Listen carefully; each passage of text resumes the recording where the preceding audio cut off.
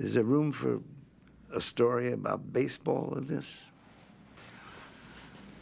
I had been signed to a film at Fox to do Thieves Highway.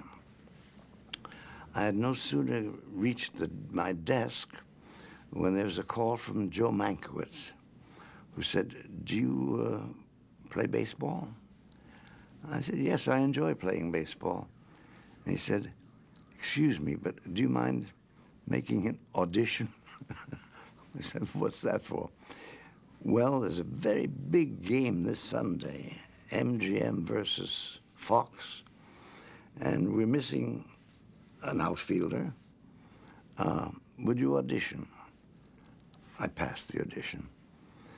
And it was a huge spectacle. MGM, Gene Kelly was the captain of the team, and they wore the 1900 baseball costumes, mustachioed, a big spectacle. And I was the hero of the game. I could do no wrong.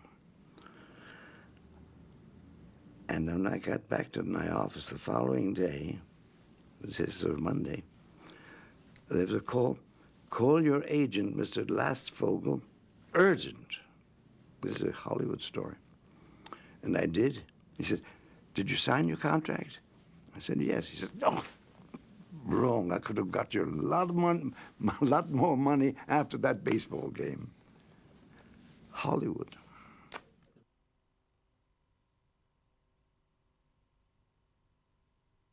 Night in the City was made in 1949.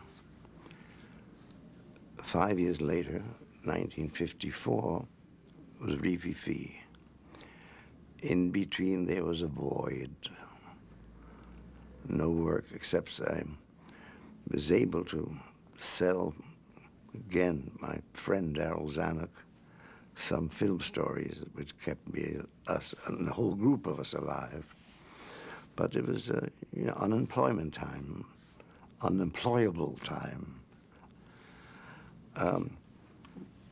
So many aspects when one thinks of Blacklist, that immediately first you think of all the people who were kind of destroyed by it, many who were friends, many who never worked again.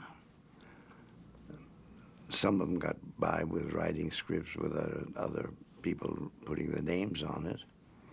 But it was painful stuff, and it was painful to see good guys just broken down by threat of no work. And there was all these family problems. Your wife would say, "What do you want us to do? What are we going to do about raising your children? We don't care about your principles. You think of your family." And a lot of that happened. I remember one particular story that was really so painful. There's a man whose name is Robert Rossen, who's made some very good films. And he at first said, "You can't do this to people." And he just said, "I will not cooperate with these committees and the questions." And, we faced things. We had things written on the walls of our houses and insults, you name it. And he had to deal with his kids. And he explained to them why it was wrong to name friends and betray people, and made the kids understand that. And they handled it well. But then Bob broke down, and he named all kinds of people. Now he had to explain that to his kids. And those kids, I don't know how they are now, but they were in bad shape for many, many years. There's so many things I can tell you about the Blacklist time, so many stories, some of it funny, some of it embarrassing, some of it painful. See, we thought it was all so wrong that when they'd call people to testify and break them down, and they would give names, we would be unhappy, sad. But we always expected someone to be our heroes, so to speak. And when they were broken down, we hurt. I'm talking about people like Clifford Odets, of course, Kazan, and others. And each one was a heartbreak. Because first of all, these were all friends, and we thought principled people. And it was very difficult.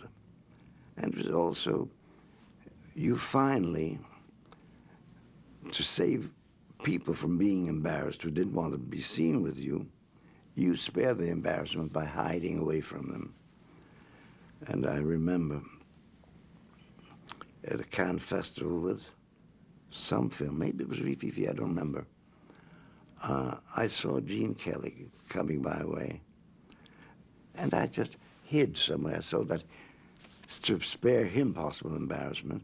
And then I found an iron grip on my arm, and it was Gene who said, "What do you think you're doing?" And I said, "Well, Gene," he said, "come on." And at that time at the Palais, there were hundreds of photographers, and you had to go up these steps. And Gene took me like this, and he was the only American there who would come near me. I don't want to mention names. I said, one guy hid under a table not to be seen with me. So that was all stupid and painful. 1951, yes. And I was asked to come to do a film with Fernandel called Public Enemy Number 1. And shooting date was set. Zsa Zsa Gabor had been cast to play in the film because the French had an idea that she was a huge star because her photograph was in all those magazines that they sell. And maybe a week before shooting, not much around that time, Zsa Zsa Gabor came weeping, saying, "I can't be in this film because I was called from America and was told if I worked with Dassin, say they, I would not be allowed to work in Hollywood anymore." This was followed by another message from abroad. This came from a man called Roy Brewer, who was the head of the Technicians Union in California, who told the producer that if he worked with me, the film would never be released in the States, nor would any other film he ever made be released in the States. So I was asked to leave, and the French got very angry about this. As a matter of fact, they get very angry, and they called it, as you said, l'affaire Dassin, wrote about it for a long time. But there was much more than that happened in a succeeding film that I made that was also sent to Cannes called He Who Must Die. And there was, each country at that time, probably still does, gives a reception. And the Americans were giving a reception. And the press would come after me and say, "Were you invited?" And I said, "No." And quickly, this is reported and became a noise. Dassin is not invited. And finally, they thought best to invite us. And that was funny. That was really funny. Because the receiving line, and most of them were American stars. And we were supposed to be. And boy, they were so clever, such full of technique. How do you do? Or turning a glass, you didn't see a face, but you saw us being greeted. But it was a lot of fun. As a matter of fact, I was in Rome preparing, imagine, one of the great classics of Italian literature, based on a book by a marvelous man whose name is Giovanni Verga, a novel called Mastro Dan Gesualdo. But that film was blocked too. I was asked to leave Rome as being undesirable. And I went to the American embassy to try to see who I could talk to about this. I was not received. The ambassador at the time was Claire Booth-Luce.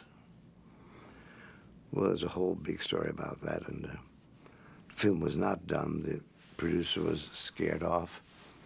And then a guy called me from Paris and said, "Hey, I got a film for you," which turned out to be Rififi.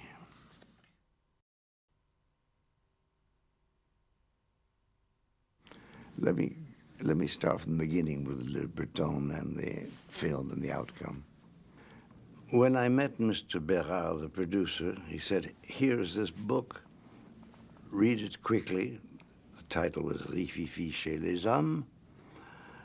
And this was a Friday evening, if I remember well. And he said, "Monday you must come back and tell me yes or no."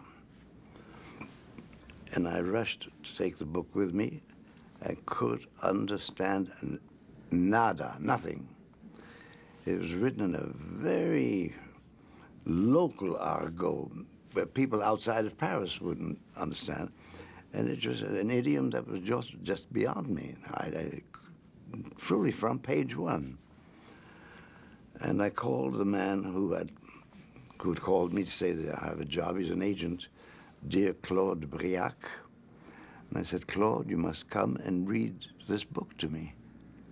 He said, "Oh, please don't do that to me. Don't do that to me. I've been courting this girl for so long, and she finally gave me this weekend."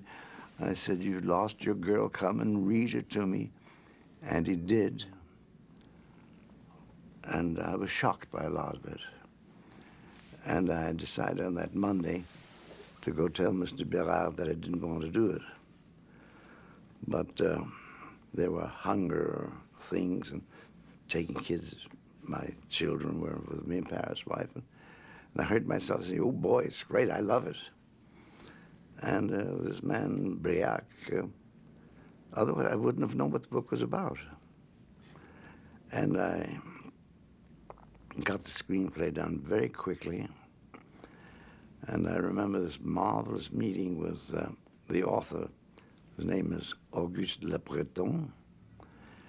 And we met, he, the producer, and I. And he said, "I read your screenplay. I would like to know, where is my book?" And I said, "Well, you know things do when you adapt and film and more, and the usual blah, blah." And he said, "That's very interesting, but where is my book?" And I repeated some of the blah, blah. And believe it or not, this man, who I think patterned his whole behavior after actors like George Raft in American movies, always wore a hat, and not being satisfied with my answers, I see this man take out a gun and put it on the table. And he said again, "Where is my book?" I looked at the gun and I looked at his hat, and I began to laugh. And because I laughed, because I showed no fear of his hat or his gun, he took me in his arms and we became very good friends. Auguste Le Breton, who just died some months ago, nice man.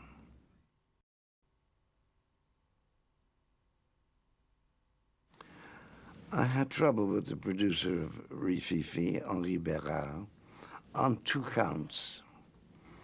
One was that I refused to shoot when there was sunlight. I just wanted it gray. And this used to drive him mad. He had these beautiful sunny days, and I said, I don't want to shoot today. So that was a problem. But the more amusing problem was at that time, the star in moving pictures in France was an American whose name was Eddie Constantine. And he became very proud because Eddie Constantine, in every film, would have these fist fights, and he would be great. And my producer would say to me, we have a fist fight. And I'd say, tomorrow. And to the end of the film, he said, no fist fight. But aside from that, no problems. And I tell this story that he offered me this job for the same reason that I was blacklisted. Because he said, you are the only guy that can make this film. I said, well, really, the only? He said, yes, I tell you, we have a problem. All the bad guys in this book, it was an adaptation of a série noire book. He said, all the bad guys are North Africans. And France, you know, at this time, were having serious problems with Algeria and so on. And you'd be perfect for us, where you can make the bad guys Americans. And so I asked him, had he ever thought of making them French? And you know, he hadn't. So finally he accepted that they'd be French. That's how I got that job. Suddenly, the actor that had been cast for the part of César Le Millionnaire was not available because a contract had not been signed. And so I played him and made up a name called Perlovita. And there I was on the screen, acting away in Italian. Pardon. Aveva paura. I don't think any of that was in the book. I may be wrong, but I think nothing of it was in the book. And particularly his death. And there I was just thinking of all my friends who in a bad moment during that McCarthy era betrayed other friends. And that was what I was writing and thinking about.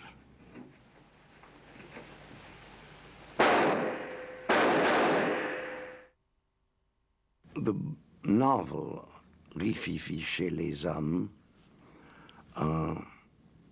had all kinds of strange things happen, cruel things, including necrophilia. And I didn't know what to do with it. I at first said, no, I don't want to do this. But there's a passage in the book which had to do with a robbery, which was to finance a big, greater project. And I seized upon that to build a screenplay, much of a screenplay around it, and make it a high point in the film. And many people ask me why silence, because there's not a word spoken for a long time. And I said, these are professional guys who work in silence. Noise is an enemy. All men adopted noiseless shoes, so to speak. And I thought it was right for César to have ballet slippers. I enjoyed that. I like the man who wrote the music for the film was the wonderful Georges Auric. And he said, ooh, this is a very long sequence, because it goes almost about a half hour or so before and after, of no dialogue at all. And he said, I'm going to write you a big hunk of music there. And I said, don't do that, I don't want music. He said, listen, I'm going to write music to protect you. You can't go on the film half hour without a word said. And the producer sided with him. And he wrote it. He wrote a huge piece of music. And then I asked him to come to see the film once with music and once without music. And it was Auric who said, no music, pas de musique. And I liked him for that. T'en as pas marre de fréquenter les pokers à la con? Explique, je te dis. This was an absolute mystery to me. Mapani Webb, very well respected jewelers, and we came and asked permission, and we were honest. We told them what it was, and they were delighted. I can never understand why. Their reputation, by the way, was not hurt at all, so maybe they were right. And we had to plant a table and a false window on the street facing Mapan and Webb to connect the two of them. And there's the first scene where the three guys meet and they look at the window with Jules in it, Mapan and Webb. So we built this little table in the street. I have friends who say, if your name is remembered in movie history, it will be because you invent holdups or robberies. Much of that was my invention, as was in another film satirizing myself in Top Capi, where I invented another, I think I'm a crook at heart or something. And also, I guess what's left of the old rebel in me is that I like authority being conquered. So I always want my guys to succeed. And since I'm on their side, I try to find good things for them to do. However, there was one thing that was interesting to me in preparing that robbery scene, how to get into a safe. And I talked to one of our technicians about it, again, talking about crews. And I said, what I would like is the theory of a can opener. And he said, well, I'll get that for you. And he came with this whole contraption, which operates on the principle of a can opener. So, no, it's the crook in me that some press and some governments attacked the film, saying it was an educational process. It taught people how to become robbers and steal.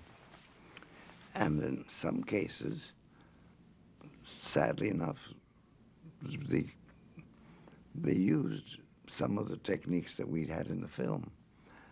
And I know that in Mexico, after 11 weeks, things began to happen. Little guys began to steal some of the process. And so they stopped the film. But when I'm asked about it, I answer part cleverly, part true, saying, no, this film shows how tough it is. You shouldn't try to get into an adventure like that. It's too hard. That's my answer. There was very little money to make the film. If you tell people what the budget was, they don't believe you or they laugh, so I won't get into that. But it affected the casting. There's very little money for the actors. And I was able to get Jean Servet, who had been almost a star in French films, but he hadn't worked for many, many, many years. And so he was ready to work for little money. And that was a very happy choice. Dear man, a very good actor. And then we had a man who had made very little movies, if any, called Robert Manuel, who had made reputation in theater and the Comédie Française. We had Robert Hossein, who was his first film. Magali Noël had played in one or two small films. So the casting was done from the point of view of economics. But I was happy with all of them. I had great luck in having a brilliant crew. But I've been lucky for that most of my life. Had good crews, and many of them are still my friends after all these years. And they were not chosen by me, maybe one or two, Troner, so forth. But they came because of Agostini, who had also not worked for a number of years. And so it was lucky to have a really brilliant crew. And I remember saying, well, the Americans are not alone in this. But you know, there are good crews in every country. They are kind of aristocracy of the working class, and they're inventive and caring people. I was truly lucky in the crew, and again, the editor of the film was not chosen by me. I didn't know anybody, but the man who was chosen was named Roger Douer, and he was wonderful. First of all, a dear, beautiful, handsome guy, and an excellent cutter, excellent editor. And once you get away from MGM and company, suddenly you're free, and nobody tells you what to do. I was my own boss. Nobody dared say, cut this or take this way. You were free to do it. And so working together with Roger was a daily pleasure because I learned much from him. And I thought the film was very well cut. And some friend recently referred to the final sequence of that whole trajectory through Paris until he reaches where he has to go. It was beautifully cut.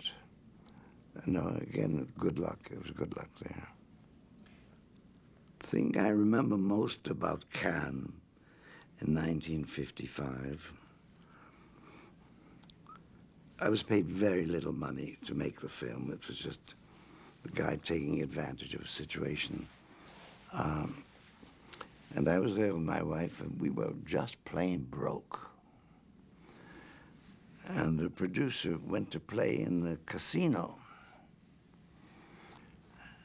And I watched him, I was envious, and I said, give me a little money so I can play too. So he gave me some bills.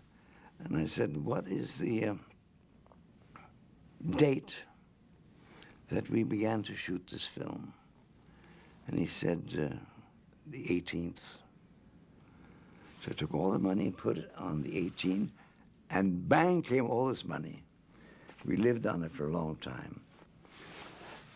It was very interesting. While I was making the film, there was the enjoyment of these friends, the actors and the crew, but I had no idea what would become of the movie. And when I finished it, it was not a complete cut again, but my friend Louis Milestone was in Paris. And I said, please come and look at this film and tell me what it is. Tell me what you think of it. And I ran the film for him, and I remember his saying, now you listen to me. You now go make this film, the same film, all your life. He said, like Hitchcock, he made that film all his life, and he is Hitchcock. You make that film all your life. And then I said, well, maybe it's good.